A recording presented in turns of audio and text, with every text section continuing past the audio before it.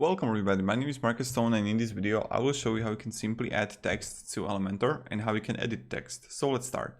The first thing you want to do is just be in Elementor, and right in your elements you're gonna see heading, right? And you just add heading here, and this is how you add the first type of text.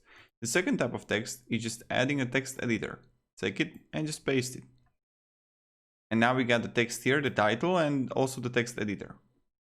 When you have it, what you can do also is to change the style. So you can change the color of your text. And just press it OK. And then you can change the size of the text, which is also pretty simple. And change the weight, the line height or letter spacing. And that's pretty much it. So when we have it, you can also change the HTML tag of your text. And then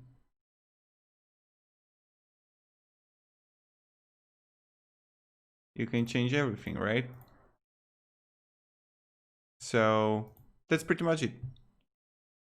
If you have any questions, you can ask me down below in the comments. I'll be really happy to help you and provide you some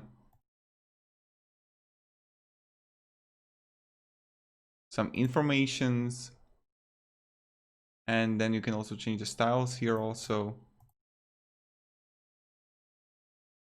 Yep. Thank you. See ya and goodbye.